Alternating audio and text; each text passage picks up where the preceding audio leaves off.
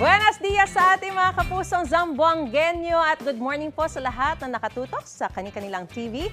Paalis na po kayo ng mga bahay ninyo pero teka muna ha dahil oras na para sa Hit the Jackpot. O eto mga kapuso, talagang binraso niya ako para sabihin ito. Wag na wag ko raw kakalimutang sabihin ang ating cutie firefighter. Ready nang mag-apula ng apo. Miss Maris! Go! Anjo! Pero totoo naman, very Nasa cute. script yun eh. Cute na cute. Wala akong Oh, sige pinipilit. na, go. Basta, ang sarap kumain yan. Para kang nasa K-drama na paboritong-paborito namin ni Shaira. Abangan ang dagdag na clue mamaya at hintayin ang numerong ibibigay namin para makatawag at manalo ng 5,000 pesos. Cutie! Oy, Mom! What's for breakfast? What's up with the mom thing? Hindi maganda. Hindi maganda. Hindi, bakit? Napansin ko na una kang maglagay ng sibuyas dun Always sa kawali. onion first kasi mabilis masunog ang tapos magiging mapait na siya. Amoy ako? Maganda. Ang bango naman ang niluluto mo, Mom! Pwede na ba Shut up, kumain? Ha? Hoy! Kaloy, patience. Yeah, okay. Patience is key in everything. Pero konti na lang, konting tiis na maluluto natin to. Alright, parang kasing ang sarap yung ginigisa mo pa lang, ang sarap-sarap na yun. Naman, dapat lang. Masarap talaga ang hipon, lalo na kung fresh na fresh yung hipon. Galing pa sa shrimp farm sa Palawig, Zambales. Nako, siguradong fresh nga yan. Ang layo pa pala ng pinanggalingan. Naman. Pero At sulit. pinaghirapan ng paghuhuli niyan, ha? Gusto nyo malaman paano? Watch this. Kapag sinabing seafood, isa sa mga nangunguna sa listahan ang hipon. Pasalamat ka nga raw kung hindi ka allergic dito. Dahil masarap tong papakin, iulam at isahog sa iba't ibang putahe. Kaya naman for today's video, bumiyahe tayo sa Zambales para sa isang shrimp adventure.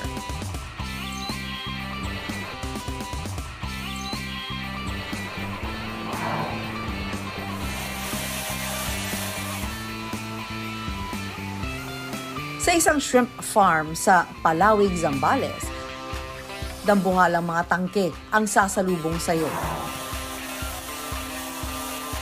Dito inaalagaan at pinapalaki ang mga Pacific White or Vaname shrimp. Kilala ito sa tawag na hipong puti o swahe.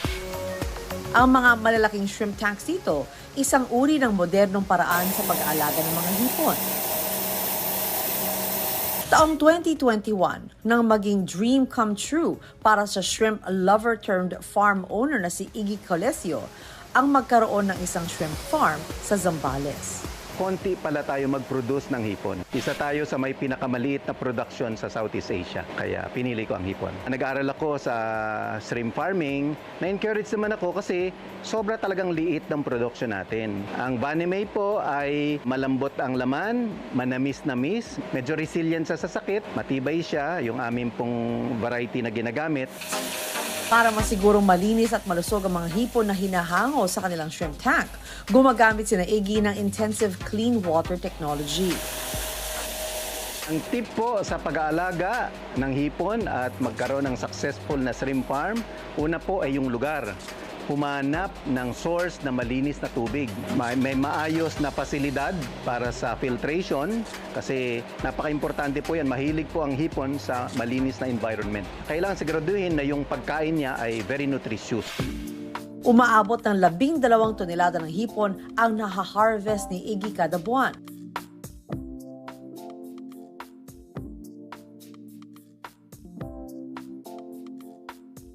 Nakakarating to sa iba't ibang restaurant sa bansa.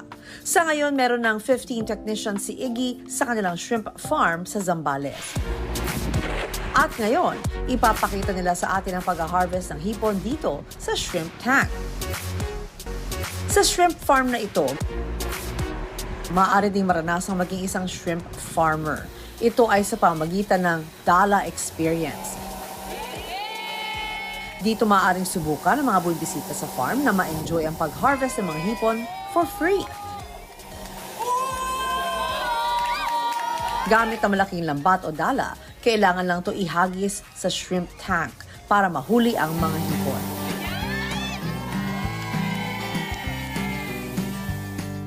first nakakakaba po kasi 3 beses po ako nag-fail. Pero nung nagawa ko po siya dun po sa meat pond po nila, so fulfilling po. Kapag ka hinagis mo siya, tapos hihilain mo na siya pataas, yun yung medyo mabigat siya dahil may laman na siya na hipon. Nakahuli ako nasa 2 kilos siya, 60 to 70 pieces. Ang mga huling hipon ay maaaring ipakilo at ipaluto. Nagkakahalaga ito ng 600 hanggang 650 pesos kada kilo. It's really a hipon-tastic morning. Dahil talaga namang walang talo sa hipon. Ayan na, luto na, my dear. Oh, there Yeah, you go. I'll alright, try alright. that one. Thank you. At magpa-plating na ako rito. Pero Ayan. let me just say, ang ganda ng farm at grabe ang effort talaga para makahuli ng hipon. I tried that once for unang hirit as well. Talaga? Yes, I did. Iba experience. Tsaka, again, todo ang effort na kailangan. Gusto ko pumunta doon just to be able to buy. Kasi ang hilig ko sa shrimp, as in. Oh, eto ha, yung niluluto natin kinamatisang hapon. Hapon. Kinamatisang hipon. Ayan ha. Ang dali lang gawin. List 2 main ingredients lang dito talaga mga kapuso ay hipon at syempre kamatis. Of course, aromatics is there, you know, onion and garlic. And that's about it. Yun din ang pinaka magpapasarap din dito. So, eto, magbabalat lang ako. I'll try to... Galing mo magbalat, Kaloy. May nakabalat na rin, naka-ready na dito sa gilid. Yung Pero, ready na, sige, kainin mo na yung ready para matikman mo talaga let's siya. show them. Ito yung fresh na kinok ni Miss Len for me. Yes. Winner tong almusal natin. Oh my goodness. Fresh na fresh yan, ha? Kaya pati yung buntot niya, kita niyo naman pag fresh ko yung buntot niya, buo pa talaga, matanggal niyo. Diba? Kamatis is the key. And It the hipon is. itself. At saka alam mo yung hipon kasi hindi mo kailangan ng maraming ingredients. Yun lang, that's it. Fresh na fresh siya. Do you hear that? Bakit pinagsasabi? Ako niyan. Saan galing yung boses? Ako to. Sino? Si Tweet, patikim naman. Nandito yata yung friend ko, kilala ko to. Love na love to ng mga bata at maaga niya tayong binisita dito. Mga bata, nandito na si Tweet, the friendly and talented ostrich. Bigyan natin. Ang cute niya. Hi, Tweet. Mamaya magpapakitang gilas na ng talent si Tweet sa pagbabalik yan ng unang hirit. Tweet. You wanna try your own ano?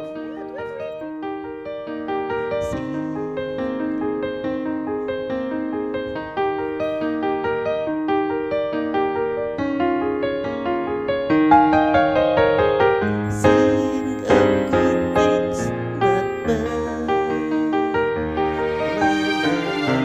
Sing of happy, not sad. Sing a song, very good. Make it simple to last your whole life long. It's your turn, Queen Love. Whatever it is, not good enough for everyone else to hear. Let's sing